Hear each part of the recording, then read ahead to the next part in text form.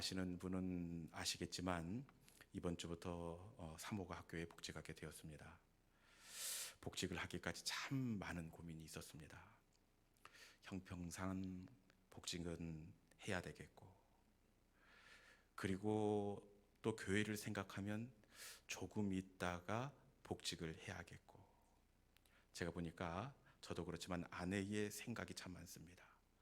자고 나면 간다고 했다가 그 다음 날은 안 간다고 했다가, 또 그 다음 날은 내가 간다고 했다가 그 다음 날은 안 간다고 했다가, 날마다 이렇게 생각이 복잡한 것을 옆에서 보게 되었습니다.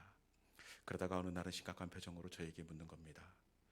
여보, 과연 하나님의 뜻이 무엇이에요? 당신이 담임 목사님이니까 하나님 뜻이 무엇인지 제게 알려주세요. 여러분, 이런 질문은 아무리 담임 목사님은 곤란합니다. 네. 그래서 제가 뭐라고 대답했겠습니까? 나도 모른다고. 그러다가 제가 대뜸 건넨 말이, 우리 교회에 그 초등학교 교장 선생님이 계시는데 등록을 안 하시고 다니십니다. 일부 예배에 출석만 조용히 하시는 교장 선생님이 계시는데, 제가 그 교장 선생님 학교로 발령이 나면 하나님 뜻이다, 제가 이렇게 이야기를 했습니다. 그리고 실제로 2월 둘째 주 월요일에 발령이 나게 되었는데, 여러분 어디로 났겠습니까? 교장 선생님 그러면 재미가 없지요. 네, 교장 선생님이 아니라 군산에 있는 다른 초등학교로 발령이 나고 말았습니다. 교회 일도 감당을 해야 하는데 학교가 군산까지 멀어졌으니 이건 더 헷갈리는 겁니다. 그러다가 너무 멀기도 하고 볼 것 없이 처음 복직하면 5학년이나 6학년, 고학년을 줄 것이니 다음날 휴직기를 써서 가서 전달하고 오라고 이렇게 마음을 정했습니다. 그런데 발표가 나고 1시간 뒤에 문자가 왔습니다. 인사에 차질이 있어서 원점부터 다시 재조정해서 화요일 내일 발표하겠습니다. 그 다음날 발령이 났는데 아내가 어디로 났겠습니까? 네, 맞습니다. 네, 그 교장 선생님 계시는 학교로 임지가 정해졌습니다. 그리고 부임해서 갔더니 웬일인지, 그 선생님이 절대로 편의를 봐주신 건 아니고요, 웬일인지 음악 전담 교사 자리만 남아있는 겁니다. 그래서 졸지에 사모는 음악 선생님이 되었습니다. 혹시 거리도 먼데 고학년을 담당하거나 학부모를 담당하거나 또 아이들을 이렇게 담당을 하면 부담이 될 텐데 한결 마음이 조금은 가벼워졌습니다. 아마도 하나님께서 이런저런 우리의 형편을 고려하시고 가장 합당한 자리에 이렇게 심어주셨다는 그 고백을 하게 되었습니다. 여러분, 제가 우리 교회에 와서 느끼는 건데, 우리 교회는 하나님의 특별한 섭리와 하나님의 역사가 있는 교회더라고요. 제가 보니까 노아 때 일만 하더라도, 여러분 벌써 잊은 것 같지만 몇 달 전입니다, 불과. 여러분, 우리 교회는 태동기부터 기도로 출발했듯이 기도의 역사가 있고 이 시대 가운데 살아계신 하나님을 나타내 보이는 우리 시온 영광교회가 되는 줄로 믿습니다.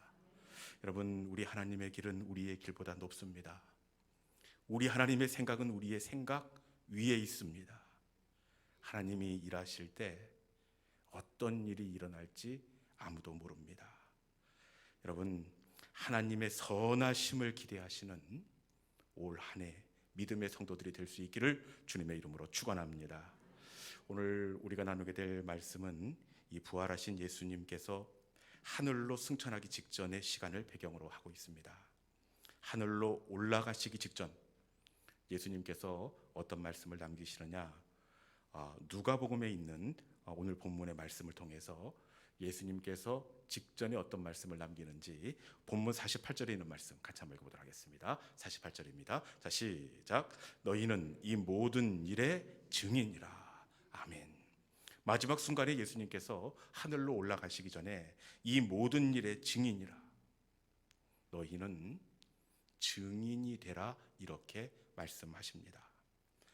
동일한 예수님의 승천 기사를 소개하는 사도행전 1장 8절에서도 증인이 되라 이렇게 말씀하시지 않습니까?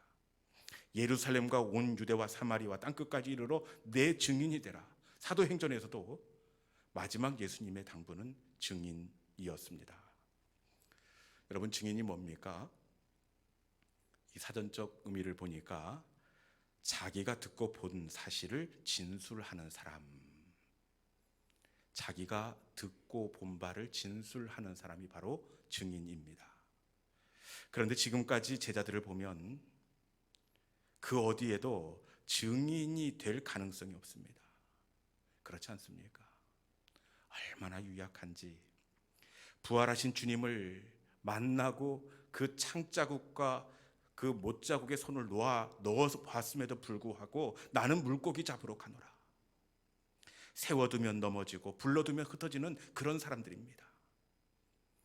그럼에도 불구하고 우리 주님은 증인이 될 것이다 이렇게 말씀하신 것이 아니라 뭐라고 말씀하셨다고요? 땅끝까지 이르러 내 증인이 되리라. 증인이 될 것이다가 아니라 증인이 되리라, 틀림없이 증인이 된다 이렇게 말씀하고 있습니다. 제자들을 몰라서가 아닙니다. 3년 동안 동고동락했기에 제자들이 얼마나 연약한지 잘 알고 있습니다.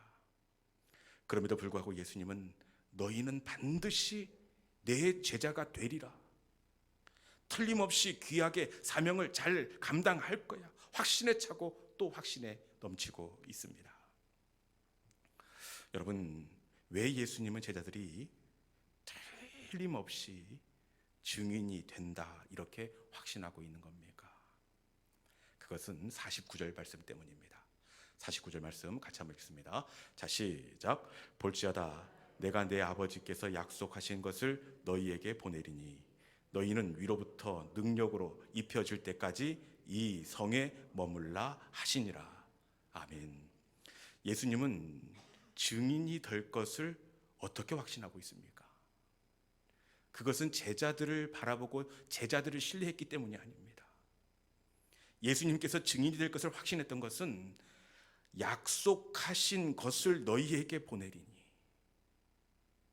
아버지께서 약속하신 것을 너희에게 보내리니, 그것이 무엇입니까?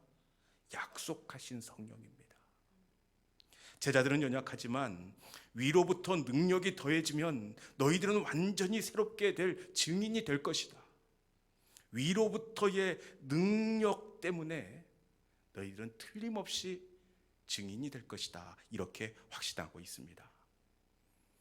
실제로 위로부터 능력이 덮여질 때 제자들은 용기 있는 자가 되었습니다. 위로부터의 능력이 더해질 때 그들은 인내하는 사람이 되었고 담대한 자가 되었습니다. 여러분, 위로부터의 능력, 오직 성령이 그들을 새롭게 한 줄로 믿습니다. 이전에 사역하던 교회에서 그 교역자가 부임하면 이 승합차를 한 대씩 이렇게 배정을 합니다. 교회도 출퇴근하고 신방도 하고, 이제 막 막내로 그 교회에 부임했으니 좋은 차를 주겠습니까? 어떤 차를 주겠습니까? 조금 연식이 젊은 차는 위에 선배 목사님들이 다 가져가고 가장 나이가 많은 승합차를 할당받았습니다. 가장 나이가 많아서 그런지 이 승합차가 엑셀레이터를 밟으면 속도를 내야 하는데 아무리 밟아도 고함만 지르고 차가 나가지를 않습니다. 그러다가 얼마 있지 않아 정말로 엔진에 문제가 생겨서 차가 멈춰서고 말았습니다. 엔진에 문제가 서서 차가 멈춰섰으니 차를 폐차할 것인가 고쳐야 할 것인가, 이걸 가지고도 당회에서 논의를 하시더라고요. 그러다가 결국에는 겉이 깨끗했기 때문에 엔진을 교체하는 쪽으로 가닥을 잡고 수리가 되어 있는 새로운 엔진을 차에다가 교환해서 얹었습니다. 여러분, 그랬더니 이 할아버지가 어떻게 되었겠습니까? 할아버지가 완전히 청년이 되었습니다. 이 엑셀레이터다 발가락만 얹었는데 얼마나 부드럽게 신나게 잘 나가는지 완전히 다른 분이 되셨습니다. 달라진 것은 아무것도 없습니다. 단지 엔진 하나만 바꿨을 뿐인데 완전히 새로운 청년이 되었습니다. 여러분, 하나님이 일하시는 방법도 마찬가지입니다. 하나님은 사람을 바꾸시는 것이 아니라 그 속에 은혜를 채우시고 성령으로 역사하십니다. 달라진 것은 아무것도 없지만 성령이 임할 때 완전히 새로운 존재가 될 수 있습니다. 여러분, 사도 바울도 보십시오. 사도 바울이 가능성이 없는 사람 아닙니까? 회방자요, 핍박자요, 포악자였습니다. 그런데 사도 바울 가운데 성령이 일하실 때 바울은 인내하는 사람이 되었고 살기가 등등한 사람에서 부드럽고 온유한 사람이 되었습니다. 여러분, 성령이 임했을 뿐인데 완전히 다른 존재가 되었습니다. 오늘 우리가 새로운 존재가 되는 건 역시 마찬가지입니다. 우리 하나님은 우리를 제자로 증인으로 세우시는데 그 방법은 바울을 바꾸신 방법이나 제자들을 바꾸신 방법이나 동일한 방법입니다. 오직 성령입니다. 오직 위로부터의 능력을 허락해 주십니다. 여러분, 성령님이 임하시면 우리도 우리의 능력이 아니라 성령의 능력으로 살아가게 될 줄로 믿습니다. 성령님이 우리 자녀들에게 임하기만 하면 우리 자녀의 습관이 달라지고 관심이 달라지고 할 수 있는 능력 이상의 것을 감당하게 될 줄로 믿습니다. 오직 성령입니다. 오직 성령으로 충만해지는 믿음의 성도들이 될 수 있기를 주님의 이름으로 축원합니다. 예수님은 위로부터의 능력이 너희에게 더해질 때에 너희는 증인이 될 것이다, 이렇게 말씀하십니다. 그러면서 그 뒤가 중요합니다. 위로부터의 능력을 덧입기까지 이 성을 떠나지 말라. 이 성은 예루살렘 성을 가리킵니다. 특별히 예루살렘에 있는 마가의 다락방, 예배의 자리를 떠나지 말라. 위로부터의 능력을 덧입을 때까지 이 마가의 다락방, 예배의 공동체를 떠나지 말라, 이렇게 말씀하고 있는 것입니다. 여러분, 지금 마가의 다락방에 모여서 위로부터의 능력을 기다리고 있는 사람이 몇 명이나 되었겠습니까? 네, 맞습니다. 그 120문도 오순절 성령이 임했다, 이런 이야기 많이 들어보지 않았습니까? 120명의 성도가 한 마음으로 그 성령의 임재, 위로부터의 능력을 기다리고 있었습니다. 저는 이 불손한 생각인지 알면서도 이 본문을 읽을 때마다 꼭 이런 생각을 해보게 됩니다. 여러분, 이 120명 모두가 지금 마가의 다락방에 있는데 이 120명 모두가 틀림없이 주님께서 우리가 기다릴 때에 위로부터의 능력, 성령을 허락해 주실 것이다, 흔들리지 않는 믿음으로 120명 모두가 정말 그 힘 있는 믿음으로 그렇게 기다렸겠습니까? 어떻게 했을 것 같습니까? 120명이 기다리고 있어요. 120명이 그곳에 있는데 120명 중에 한 명이라도 혹시나 하는 그런 마음을 가지고 있지는 않았을까요? 여러분, 아마 제가 추측컨대, 일반적으로 추측해 보건대 그 120명 가운데 아마 모르긴 해도 모두가 다 한결같은 온전한 믿음으로 그 자리에 나오지는 않았을 것 같습니다. 아마 이 가운데에는 정말 위로부터의 은혜가 임하기는 할까? 주님의 약속을 들었음에도 불구하고 의심하는 성도들이 있지 않았을까요? 너무 무리한 추측입니까? 여러분, 한번 생각해 보십시오. 우리가 이 예배의 자리에 나왔는데 틀림없이 우리의 예배 가운데 하나님은 찾아와 주시고 우리의 기도에 응답해 주시고 우리 모두가 다 똑같이 그 믿음을 가지고 나온 것은 아니지 않습니까?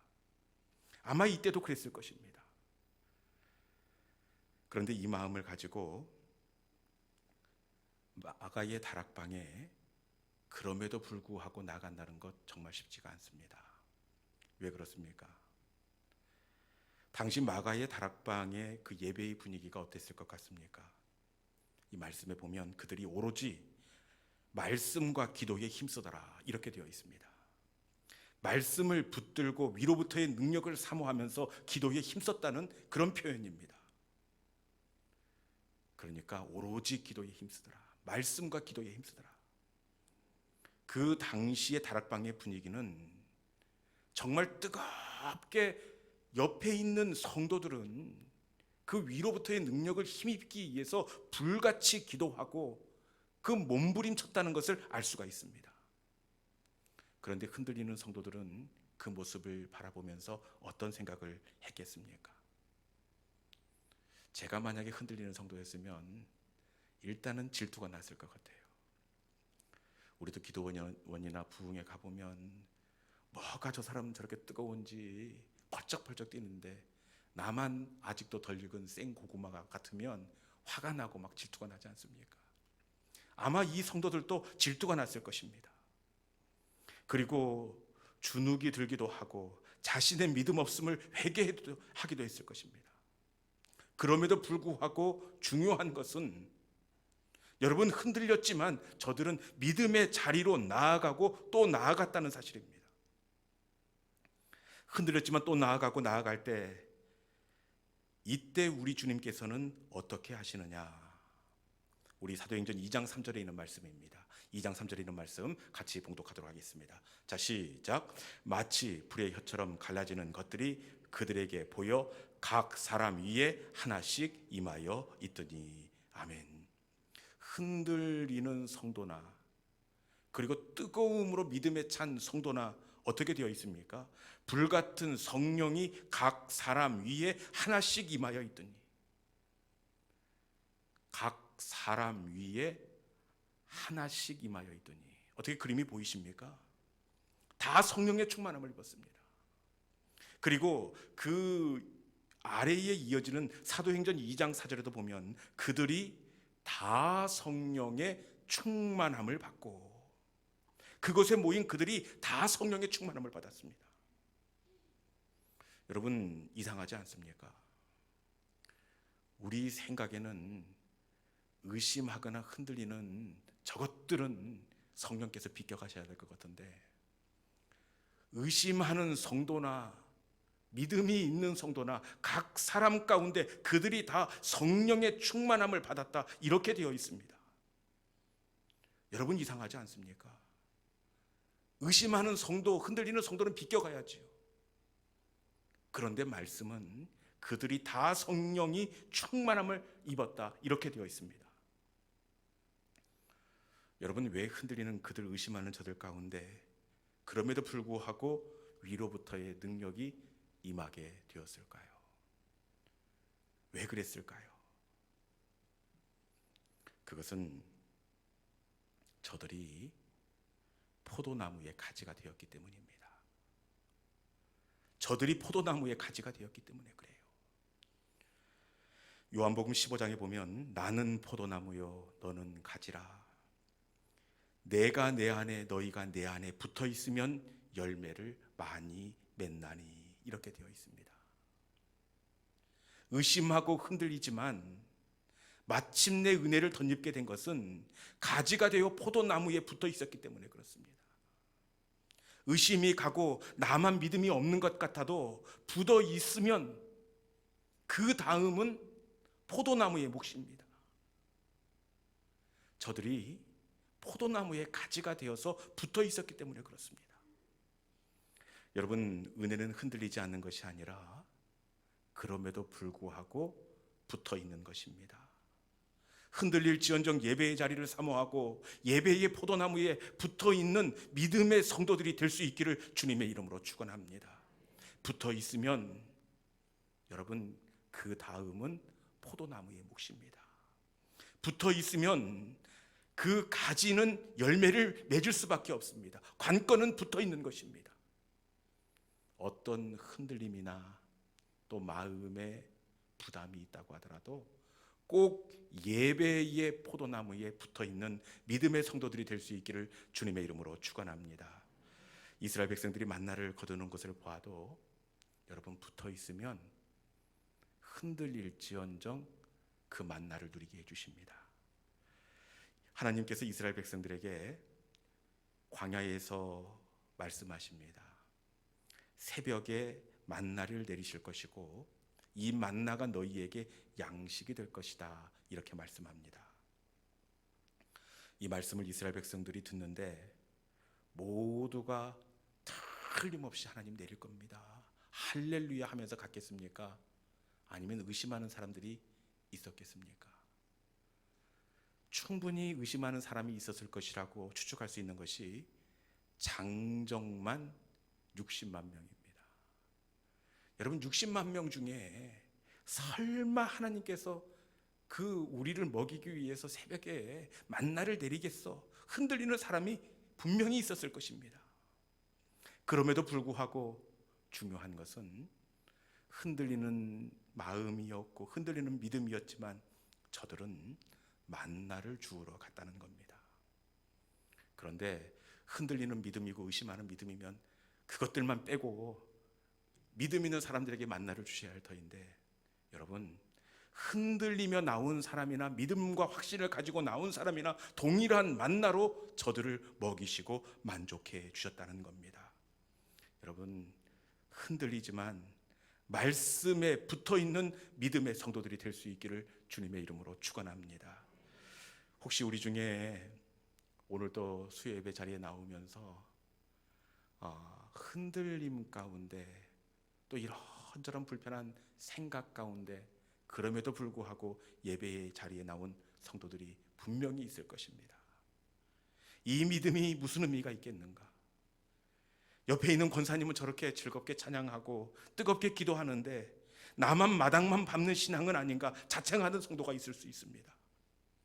여러분, 기억하십시오. 은혜는 그럼에도 불구하고 붙어 있는 겁니다. 붙어 있을 때 약속하신 성령을 내려주시고 우리에게도 동일한 성령의 능력을 누리게 하시는 넉넉하신 아버지 하나님이 되시는 줄로 믿습니다. 우리 하나님은 농부십니다. 아버지는 농부십니다. 농부의 입장에서 볼 때 건강하고 튼튼한 가지도 고맙고 귀하지만 더 마음이 쓰이는 것은 약함에도 불구하고 끝까지 가지에 붙어 있기 위해 몸부림치는 가지가 얼마나 안쓰럽고 대견하고 고맙겠습니까? 농부이신 아버지는 그 가지를 긍휼히 여겨주시고 붙들어 주시고 그리고 지탱해 주심으로 반드시 열매를 맺게 해 주시는 농부 되신 아버지 하나님이십니다. 이 시간 흔들릴지언정 마음에 확신이 없을지언정 그럼에도 불구하고 포도나무에 붙어 있기로 결단하고 그리고 위로부터의 능력이 임하기까지 기다리는 우리 믿음의 성도들이 될 수 있기를 주님의 이름으로 축원합니다. 이 시간 주신 말씀을 붙잡고 우리 함께 기도의 자리로 나가기를 원합니다. 주님, 우리는 연약합니다. 주 뜻 이루며 살기에 너무 부족합니다. 그렇지만 우리 주님은 의심하는 믿음이라고 하더라도 주님 앞에 나올 때에 우리를 붙잡아 주시고 약속하신 위로부터의 능력을 동일하게 똑같이 허락해 주시는 넉넉하신 하나님이 되신다, 이렇게 말씀합니다. 그날에 우리를 이루실 그 아버지 하나님을 저희들이 신뢰하며 예배의 포도나무에 붙어 있기로 결정하겠습니다. 주님 반드시 우리 가운데에도 위로부터의 능력이 임하는 하나님의 때가 있게 하여 주옵소서. 이 찬송 속에 말씀의 고백을 담아서 우리가 함께 찬양하도록 하겠습니다.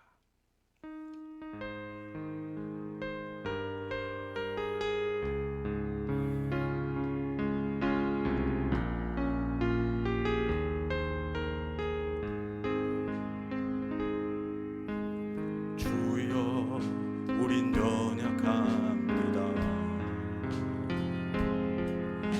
우린 오늘을 힘겨워합니다.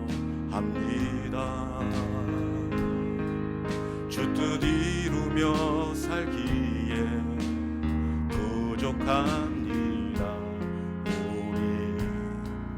우린 연약합니다. 주여 우린 넘어집니다. 주여 우린 넘어집니다. 오늘 하루 또 실수합니다. 주의 긍휼을 구하는 죄인입니다. 우리 주만 바라봅니다. 다시 한번 할까요? 주여 우린 연약합니다. 주여 우린 연약합니다. 우린 오늘을 힘겨워 합니다. 주 뜻 이루며 살기에 부족합니다. 우린 연약합니다. 주여 우린 넘어집니다. 주여 우린 넘어집니다. 오늘 하루 또 실수합니다. 주의 긍휼을 구하는 죄인입니다. 우리 주만 바라봅니다. 한없는 주님의 한없는 주님의 은혜 온 세상 위에 넘칩니다. 가릴 수 없는 주 영광 온 땅 위에 충만합니다. 주님만 이 길이오니